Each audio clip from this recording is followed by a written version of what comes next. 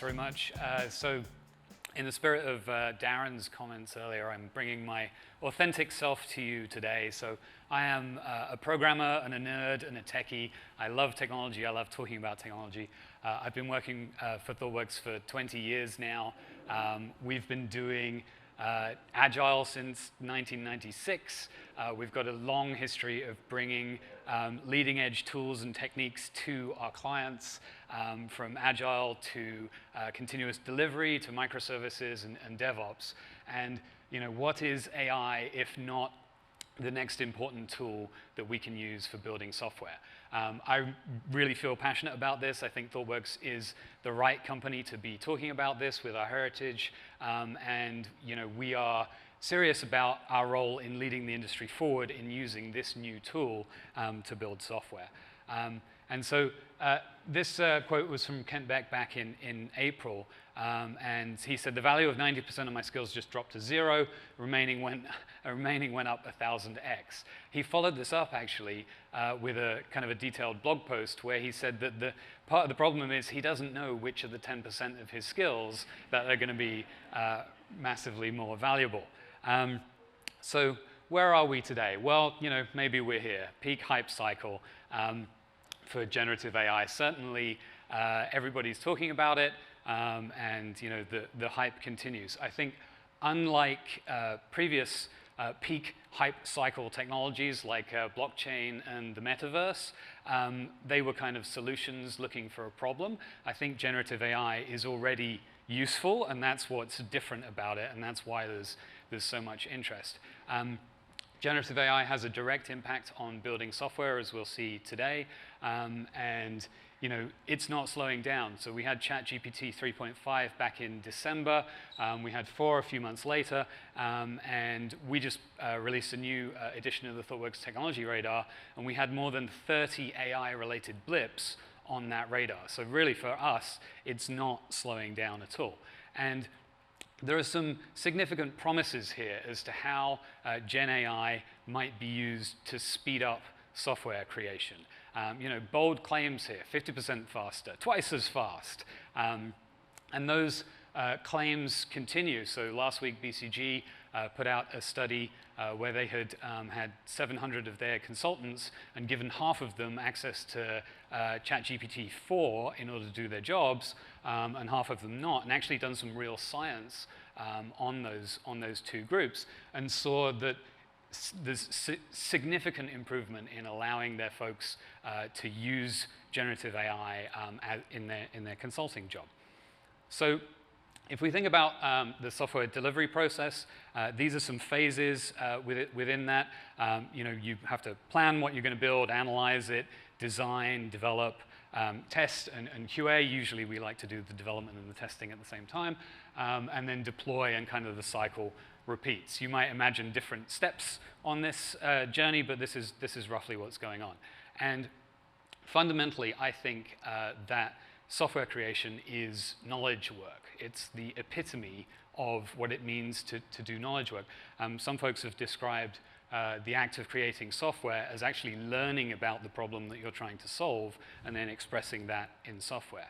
Generative AI is really good at knowledge work, and so the obvious implication is that generative AI can do software.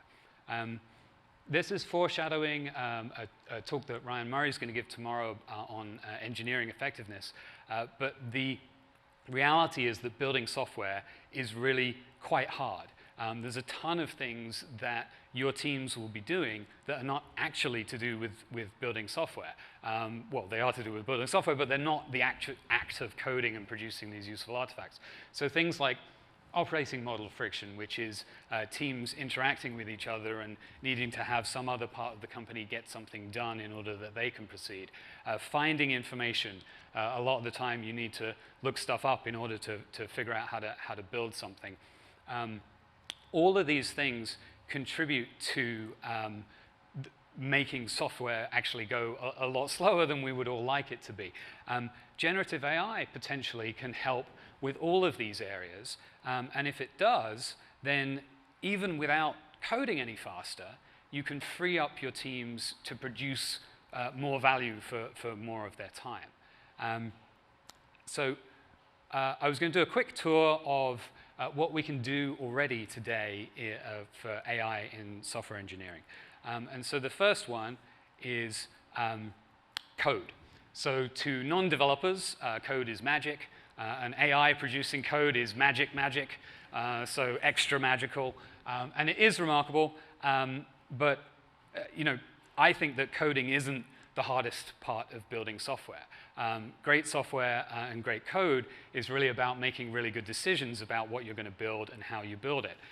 So things like what features are you going to build, what's your system design and your architecture looking like, are you thinking about performance, maintainability, all of that kind of stuff. This is something called Reloom, which is an AI tool that is generating a mock-up website. So what it's doing is instead of the usual kind of lorem ipsum style stuff, the user's given it a prompt on an actual website that they'd like to build, and it's generating wireframes within Figma, which is a design tool. And it's actually incredibly powerful here for design, because this is helping designers create plausible wireframes. They can zone in on the things that they think are going to work best, apply their own kind of hand touches and personalization to the designs that are coming out of the AI. They can keep and reuse the good bits. This next one is a tool from Thoughtworks called Team AI. And here, a business analyst is having a conversation with the AI about the feature that they're trying to build in the software. So they've put in a short description of the feature, and the AI has come back and asked them more detailed questions about what the feature should do and who's going to use it and what's the motivation behind this. What's important is this stuff here, which is a reusable business context. That's created by the most expert members of the team who really understand the business problem and the full context of what they're trying to solve. And that gets loaded into this AI tool so that a more junior business analyst can use this reusable prompt along with their specific story that they're working on to work with the AI. And you can see at the end here, it's actually given a bunch of acceptance tests in the form of scenarios given when then, and you can actually build this in as kind of automated functional tests. This is interesting because like a more junior business analyst on the team is even kind of getting coaching from the AI on different aspects of the requirements that they would be thinking about. And so you can have these expert level artifacts and some learning and upskilling. This is another thing that we've done within the Team AI system, and this time it's doing technical tasking for developers. So often developers get a story and they need to figure out, okay, what are the actual technology steps that I'm going to do for this? And so the reusable prompt here is actually a technical description of the architecture of the system and all of the components. And what the AI can do here is take the story and then break it down into a number of technical tasks, back-end development, front-end development, all of that kind of thing that the developer would need to do to implement that story. This is from Google. So this is AppSheet, and the user here is putting in an English description of the kind of application they want to build, and then Google's generative AI is spinning up an AppSheet low-code application to fulfill their requirements that they've expressed through some English and a couple of clicks. This is interesting because low-code was a trend before generative AI broke onto the scene, and Thoughtworks has dabbled in low-code. We do traditional coding a lot more. I think low-code's interesting because it potentially allows more people to build software. It's also slightly worrisome because it allows more people to build software. And we all know that it's easy to box yourself into a corner as sort of a non-expert user, or even expert engineering teams often box themselves into a corner. But so this is another kind of interesting option for AI helping us to create software. And what all of this is coming down to is that we have these different levels of abstraction when we're dealing with trying to instruct computers what we would like them to do. And at the very lowest level of abstraction, you have compiled machine code that can run directly on a processor. And what we've used for the majority of the industry is programming languages that are expressions of the problem that we're trying to solve. And if you move even further up to higher levels of abstraction with model-driven development, domain-specific languages, or even low code, what those are doing is allowing us to express more easily what we would like the machine to do, which then gets translated into all the way down into code that will be executed. The thing that's important to bear in mind, and one of the reasons that stuff like low code is a trade-off, is the higher you get up on this set of abstractions, the more you have to accept the decisions that that layer has done for you, right? So if you create an application with low code and it's not doing exactly what you want, it's harder to kind of get into it and tweak what it's exactly doing. Whereas if you're using a lower level programming language, then you can do that a bit more easily. And so what generative AI is doing today already is you can use natural language, English, or other languages, to express what you would like in your software. And generative AI can produce low code, traditional code, even low-level compiled code. So today, though, the point that I want to make is that even if you're using generative AI to help you in your software lifecycle, you're still likely producing traditional artifacts. So if you're doing analysis, you're producing Word documents as to the requirements, maybe. If you're coding, you're still developing traditional program code, test code. If you're doing deployment with generative AI, you're still producing traditional infrastructure scripts. And this is actually kind of profound because program code, and actually these other artifacts, they're all actually about humans communicating to other humans about what the software is supposed to do. When I write code, I'm actually communicating to myself a month down the road because I've forgotten what the hell the thing was doing. And so I'm actually having a conversation with myself. And it's kind of a side effect that the computers can run this stuff. So it's actually even more remarkable that AI is able to produce human-readable artifacts here. And there's a question which is if you didn't need human-readable artifacts, could the AI do more, go faster, be even more useful? I'm going to move into a glimpse of what we might see tomorrow. This is an agent.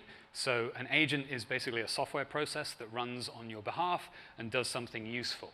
I don't know if anyone's heard of LangChain. This is a library that works with a bunch of the language models, but particularly ChatGPT.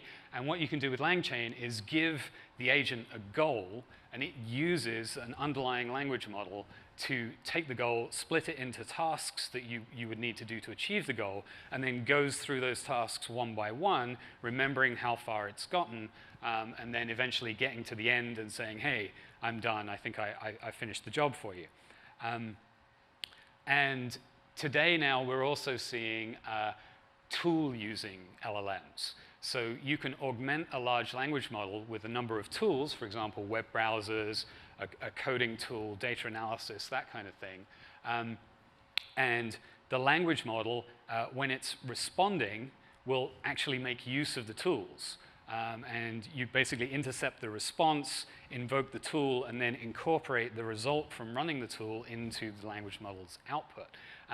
So Google and Microsoft have kind of early demos of this where you've got kind of a bot sitting in your taskbar, and you can say, hey, make me a database query of, like, show me last month's sales figures, put that into a presentation and email it to my colleagues, and that agent that will execute all of those things, produce that stuff and send an email. The thing I would caution, though, is that most of the time when you see one of these demos, it's like the 1 time in 10 that it actually worked and got all the way to the end. They're like computationally expensive to run and potentially dangerous, right? Like, I mean, if it's going to send email on my behalf, I need it to be really, really correct if it's going to do that. But this leads to kind of a thought experiment about what we might do with software tomorrow.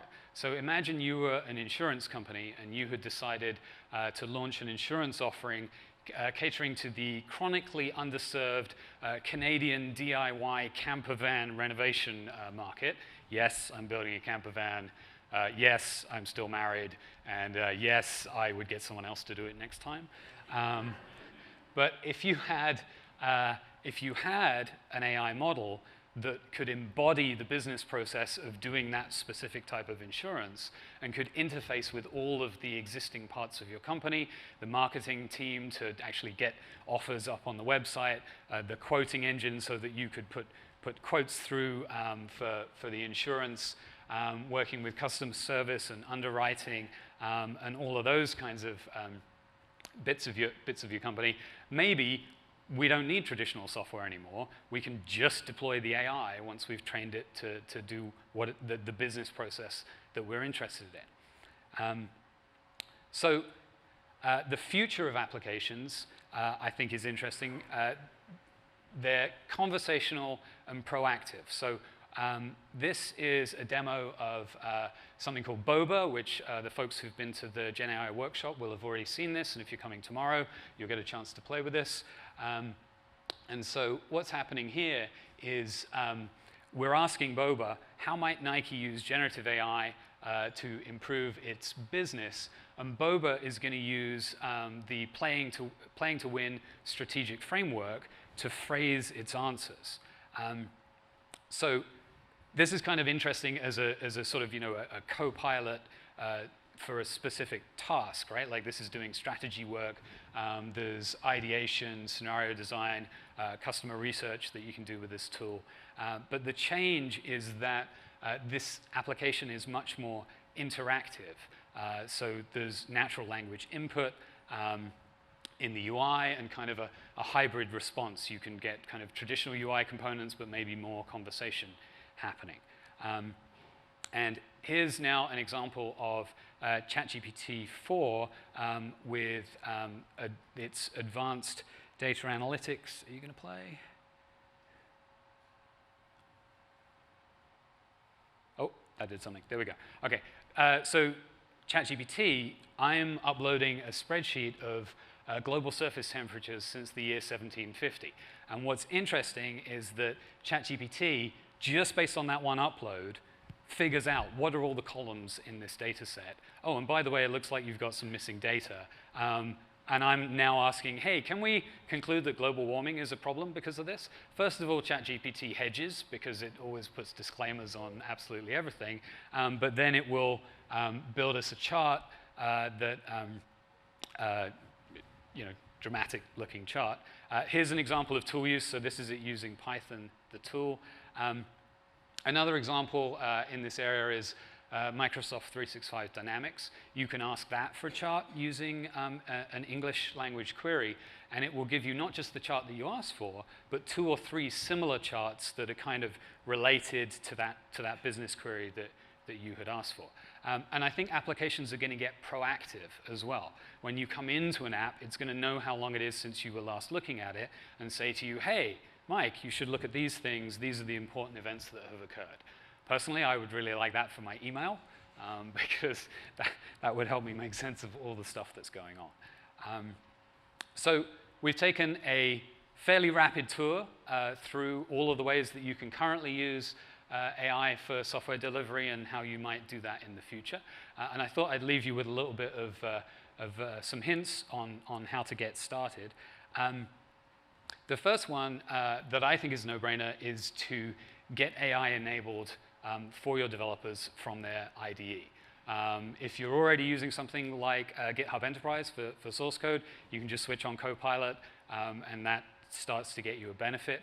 If you're more concerned about intellectual property and stuff like that, you can actually run stuff all in-house so that your code and any prompts back to the language models, they don't go anywhere. So you can run this off all open source stuff, fully in-house, completely secure. Experiment with non-code uses of AI. So those are some of the other things that I showed with Team AI. establish guidelines and policies to manage risk. One of the first things that I did at Thoughtworks was to work with our legal data protection and risk teams to give our people guidelines about when they can use generative AI, what they can use it for, because starting to experiment is really the only way of understanding what these things can do and what they can't do, and that boundary is changing every day. Remember that people still need to understand that they're responsible for the quality and results. Just because AI produced something doesn't let you off the hook as the person in the loop for that. And then finally, measure impact, share learnings across the organization. At Thoughtworks, all of our people are learning lots every week, and part of my job is to make sure that that sharing and learning happens across the organization. Okay, thanks very much.